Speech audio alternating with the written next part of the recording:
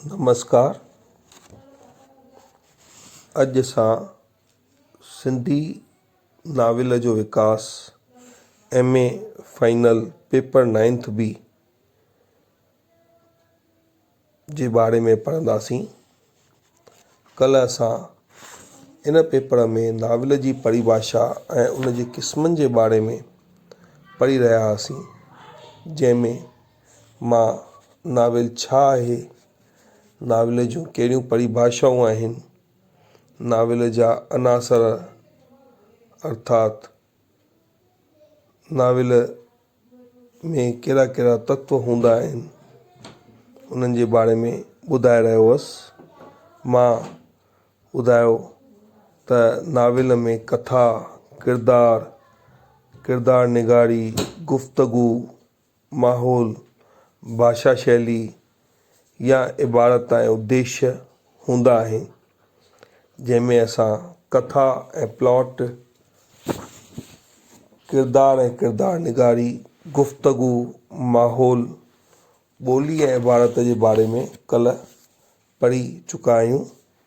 अॼु असां उन खां अॻियां पढ़ंदासीं। नाविल जो उद्देश्य।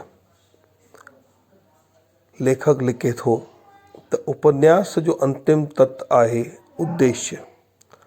अरस्तूअ साहित्य जो मक़सदु फ़रत मञियो आहे। उपन्यास जो शुरूआती मक़सदु हो विंदुर, उपदेश ऐं समाज सुधार। विश्व जे सभिनी ॿोलियुनि जे शुरूआती उपन्यासनि में विंदुर या पाठकनि जो दिलि बहलाइण ही मुख्य रहियो आहे, पर धीरे धीरे ही अनासर ज़िंदगीअ जे यथार्थ चित्रण ॾांहुं वधंदो रहियो आहे। उपन्यास जो वर्गीकरण उन जे अनासरनि जे आधार ते बि थियल आहे। घटना ऐं चित्रण में ही उपन्यास जो मूल माल समायल आहे। अहिड़ीअ तरह उपन्यास जा घटना प्रधान ऐं चरित्र प्रधान ॿ क़िस्म कया विया आहिनि।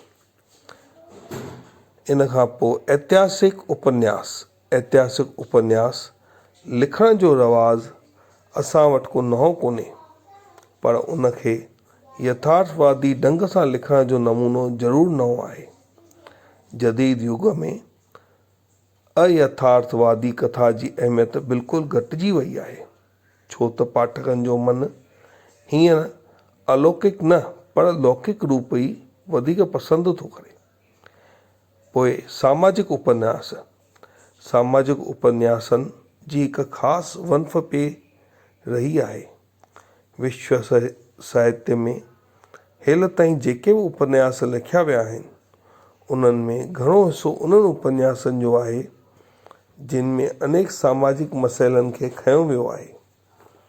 नाविल ज़िंदगीअ जे तमामु वेझो आहे, तंहिं करे उन में ज़िंदगीअ जो चित्रण या युग जीवन जो वर्णन त रहंदो ही।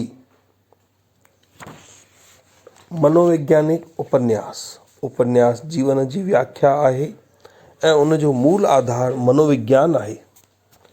इहो जीवन जे संघर्ष, उन जे उलझन, ज़हनी कश्मकश, इंसानी मन जी ग्रंथियुनि, उन जी लिकल भावनाउनि ऐं कल्पनाउनि जो मनोविश्लेषण ढंग सां ज़ाहिर करे थो। मानसिक अवस्थाउनि जो इज़हार ऐं उन्हनि जो विश्लेषण कुझु न कुझु काल जे उपन्यासनि में बि पे रहियो आहे, पर 20वीं सदीअ में उन्हीअ भावना उपन्यास में वधीक ज़ोर पकड़ियो आहे ऐं हींअर उपन्यास इंसान जे ॿाहिरें जगत खां वधीक अंदरें जगत चित्रण में वधीक चाव थो वठे। धन्यवाद। अॼु एसि ताईं पढ़ंदासीं। तव्हांखे इन चैप्टर में का बि तकलीफ़ हुजेव या कुझु पुछिणो हुजेव त तव्हां मूंखां मुंहिंजे मोबाइल नंबर ते या व्हाट्सएप ते पुछी सघो था। महिरबानी। धन्यवाद।